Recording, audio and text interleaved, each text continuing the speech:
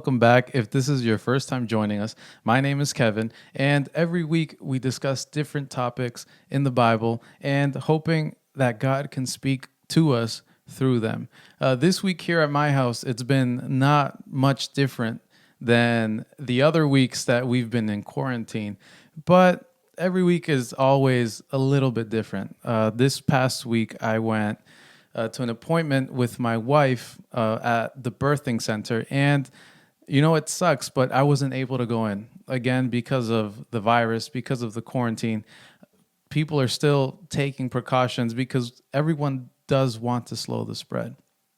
And, I had to stay in the car, wait for her to go and see the midwife. Then she had to come back out. And, thank God for FaceTime. Thank God, because I was still able to be with her, even though it was through the phone. But God is still with us during this hard time. And I don't know if you've noticed, but I forgot to mention last week that we have moved. We used to be filming in my basement. We found some free time. We found some paint. And we said, hey, let's use the nursery room. Let's throw some paint on the wall and let's make that our new recording studio. So here we are. This is our second week filming here. And throughout these past 4 weeks that we've been filming, I have not given enough credit to my cameraman, Victor, who is right there next to the camera. I would invite him over here, but this man has not gotten a haircut in 4 weeks. And you might be asking yourself, but Kevin, how in the world do you come every week with a fresh new haircut? Well, I didn't know it, but 7 years ago, I started preparing for this quarantine. 7 years ago, I started playing around with a hair trimmer. And, it took a lot of trial and error, but, I'm still not the best at it. But every week, yes, I do give myself a haircut. Kudos to my wife, who also cuts my hair every week. So that's our story for this week. Hopefully next week, new adventures, new things to share. But this week, we are continuing the conversation on peirasmos, which is the Greek word used in the Bible for trials and temptations. These past 3 weeks, we've looked at this word. We've studied it together.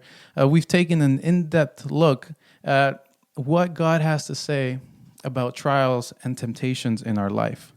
We've seen that embracing our trials, embracing our hardships, gives us an opportunity for growth. And if we appreciate our struggles, we will be able to appreciate that growth in our lives. Now, if for any reason you've missed the last 3 videos, you can go to our YouTube channel. You can search up Lighthouse Lynn, and you'll be able to find all of our videos from the day we started. So if you do visit our YouTube channel, don't forget to subscribe, turn on those notifications. That way you will be notified every single week that we post new content and new videos. So this week, again, we're staying on that same route. We're going to continue talking about trials and temptations because everyone is going through them right now. Everyone around the world is going through trials, is going through temptations. In some way, shape, or form, this pandemic has changed our lives. And it has been challenging for all of us to adjust to this new temporary lifestyle. And this new lifestyle can potentially carry on and continue for another month, 2 months, possibly 3 months. We're not sure yet. But one thing that has definitely changed for us is the amount of time we spend online. I did a little bit of digging and research, and I found that on average, studies show that kids between the ages of 8 to 12 years old spend on average 4 hours and 44 minutes a day on screen media, while teenagers spend around 7 hours on their phones. And we can only assume that these numbers have gone up. We're stuck at home more, we have nothing to do. So it makes sense that those screen time numbers have increased. And, if we look at my screen time, for example, I'm not sure if you can catch it right there. My screen time is at 3 hours and 15 minutes. And it has gone up a little bit.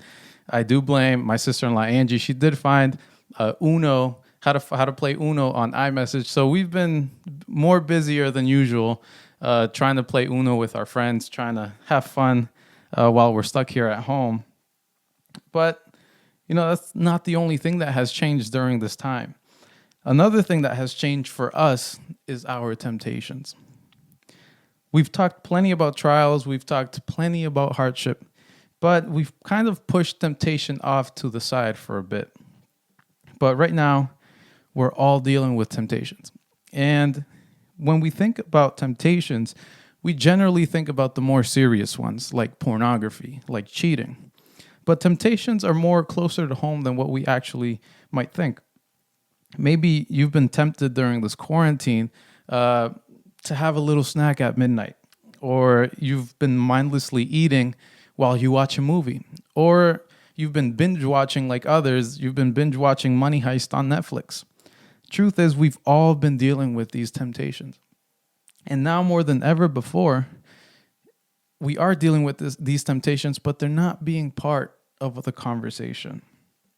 Now, in the book of Matthew, Jesus talks about temptation, and he actually gives his disciples a warning during a very difficult time, kind of like the difficult time that we're going through right now. In Matthew 26 and verse 41, Jesus says, "Watch and pray so that you will not fall into temptation.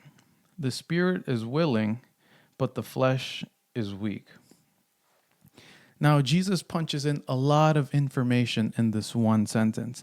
Here, he is talking to his disciples right before Judas is about to betray him and give him into the Roman soldiers.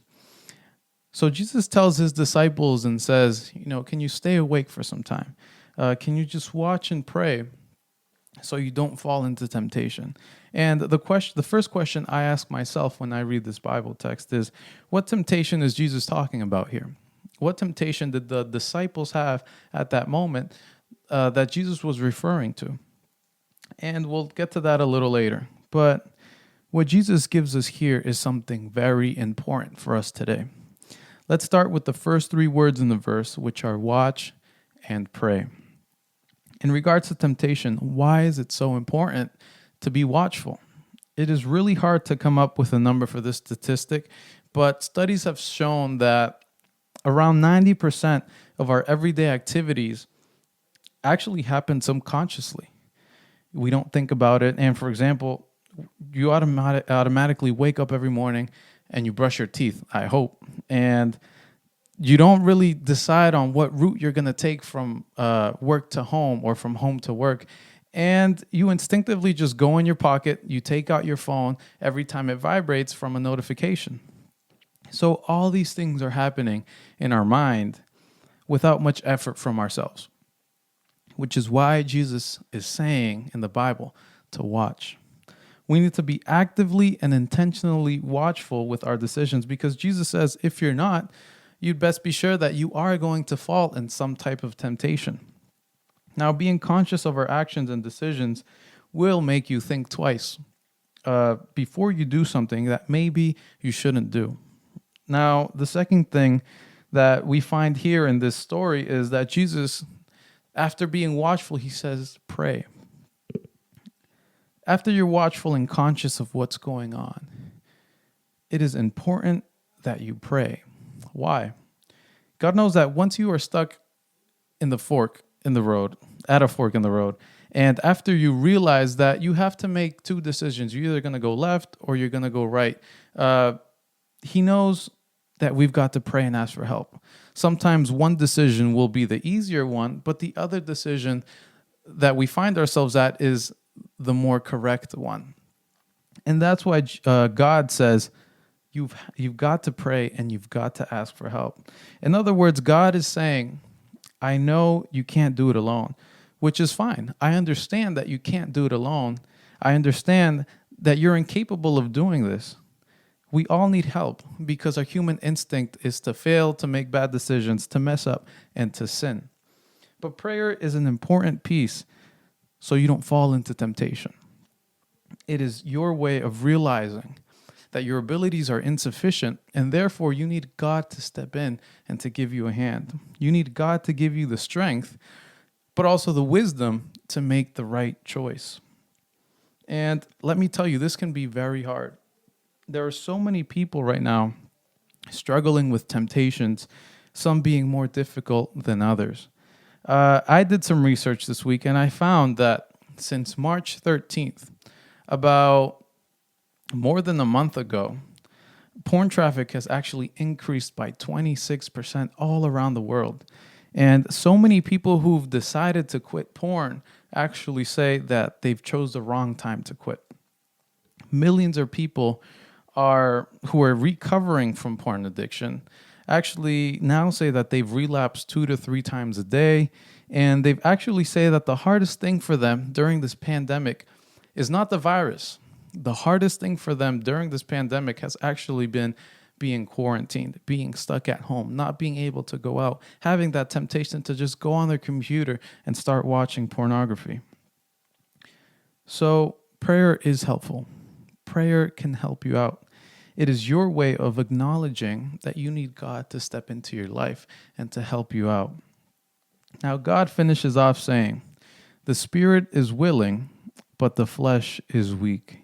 Your temptation is giving into your flesh, is giving in to your carnal desires. It's giving in to what you want inside, even though your intentions are in the right place. You might have a good idea of what you want to do. You might know what the right thing to do is, but deep inside, you are tempted to just go the wrong way. And so many times I have said, I want to make my life right with God. I want to establish a strong relationship with God. It'd be nice if I took more time to study the Bible, but it is very hard. We easily get distracted, we forget, or we get caught up with other things. But Jesus is saying here, I understand you. I know deep inside that you have good intentions. I know deep inside that you have that willingness to change. And I understand that it means battling with yourself. That means that you have to battle with yourself to accept these new changes in your life. And that's why he says, do your part and be watchful. And when you pray about it, I'll do my part and I'll be there for you. I'll be there to help you out. So whether you're trying to deal with the temptations of binge watching or having late night snacks or just being on social media too much or just staying up late, messing up your sleeping schedule, whatever your temptation is, I want to tell you that this right here works. Being watchful and praying can help you with your temptation. Now, I said I was going to get back to this. What was the disciples' temptation here in Matthew 26? We see that Jesus again tells them for 3 times. He says, watch and pray so you don't fall into temptation. The spirit is willing, but the flesh is weak. We see that throughout the story of Jesus in the Gospels, the disciples were always afraid. For some reason, even though they were with the Son of God, they were always afraid, even in the presence of Jesus himself. We see somewhere in the Gospels when they were stuck at sea and Jesus was right there with them in the boat. We see that they were still afraid and they still doubted and they still felt fear in their hearts. And Jesus' presence apparently didn't come in, it wasn't a factor during that time. And we see that here in this story, again, they're afraid. Again, they don't want Jesus to leave them alone. They don't want Jesus to fulfill prophecy. They want Jesus to stay with them forever. They want to enjoy Jesus' presence. They want to enjoy Jesus' companionship with them forever.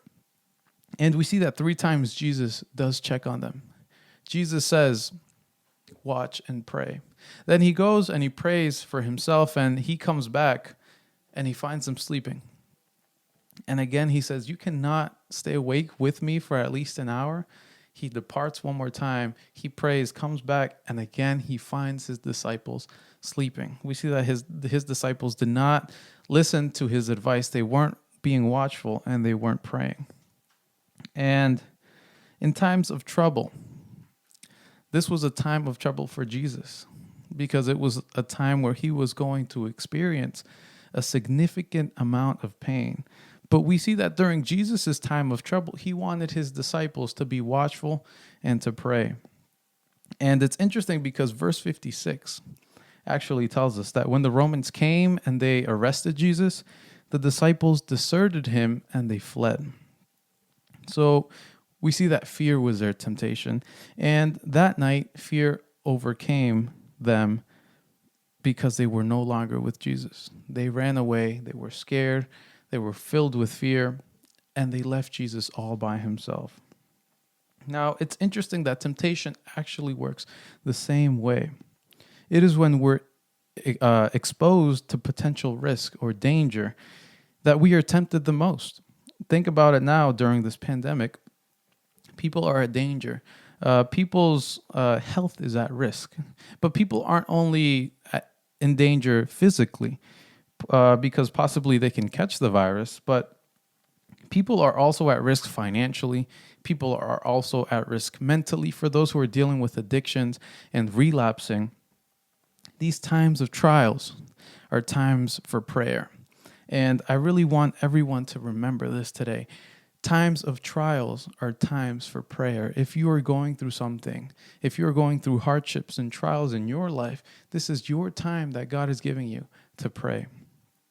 Now, Jesus tells us during this pandemic, watch and pray.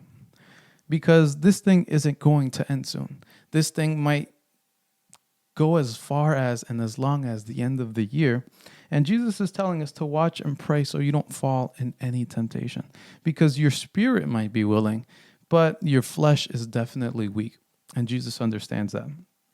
Now, I want you to take a second and think about the temptation that you are dealing with right now. And if it helps, write it down on a piece of paper, write it down on your phone. But I want you to think about the temptation that you're specifically dealing with at the moment. And now I want you to ask yourself, how can I overcome my temptation? How can I overcome this temptation that I have? And I've got an answer for you. Nothing. There is nothing that we can do within ourselves to overcome our temptation. But if you are watchful and you pray, God can enable you and God can help you to overcome your temptation. So we see that the solution and the answer to temptation isn't something that we can do. In part, the best we can do is just be watchful and pray. But the best solution and the best answer for temptation is for God to come into our lives and to do something with that temptation and to help us overcome that temptation. So I want you to remember this morning, every temptation, every trial has potential for growth. And take those opportunities and let God do big things in your life. I want to thank you for watching us. Thank you for watching with us this morning. And I do hope that everyone continues to stay safe and stay healthy. We are praying for all of you, and God bless.